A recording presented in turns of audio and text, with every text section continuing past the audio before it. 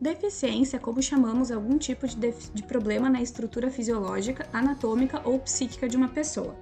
Há dois tipos, as que já nascem com o indivíduo e as adquiridas por motivos de doenças, acidentes, etc.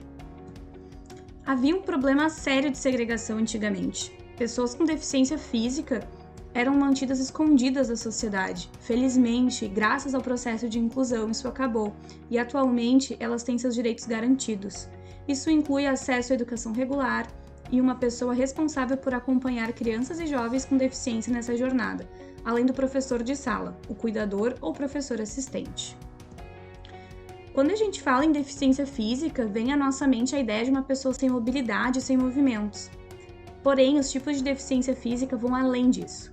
A deficiência nem sempre é de nascença, podendo ser resultado de um acidente, amputação e de muitos outros fatores que a gente nem imagina. A deficiência física tem quadros de graus e gravidades variáveis, de acordo com a área que foi afetada, assim como o tipo de lesão que ocorreu. A lesão cerebral, por exemplo, pode causar hemiplegias ou paralisia cerebral, enquanto as lesões medulares causam paraplegias e tetraplegias. Esclerose ou esclerose múltipla podem causar patologias degenerativas do sistema nervoso central. Sequelas de queimaduras, doenças osteomusculares, etc., podem causar algum tipo de deficiência também. A seguir, vamos estudar alguns tipos de deficiência física. A paraplegia é um quadro onde há perda total das funções motoras dos membros inferiores, enquanto a paraparesia temos a perda parcial das funções motoras dos membros superiores. Na monoplegia, a perda total das funções motoras de um só membro, inferior ou superior. Já na monoparesia, observamos a perda parcial das funções motoras de um só membro, também podendo ser superior ou inferior. A tetraplegia caracteriza-se pela perda total das funções motoras dos membros inferiores e superiores, enquanto a tetraparesia é a perda parcial das funções motoras dos membros inferiores e superiores.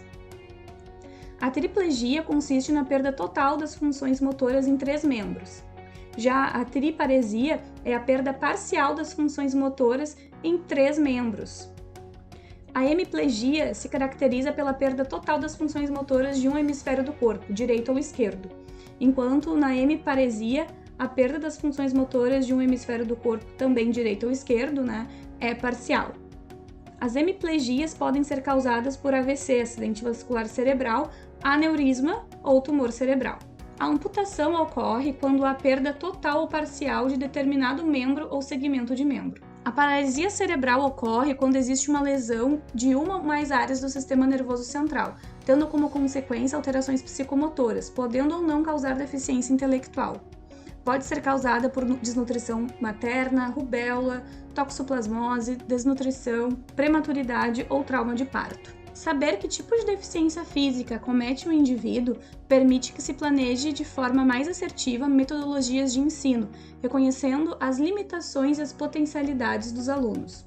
Além disso, conhecer o quadro clínico do aluno facilita a integração deste com o corpo escolar, na medida que compreendemos que recursos devemos utilizar em cada caso. Por exemplo, um aluno com tetraplegia, ele exige mais recursos do ambiente, enquanto um amputado vai necessitar menos. Ao mesmo passo que um aluno amputado pode correr um maior risco de se machucar na hora do intervalo, por exemplo, por ser um pouco mais independente, enquanto um paraplégico, por se encontrar limitado em relação aos seus movimentos de membros inferiores, corre menos risco.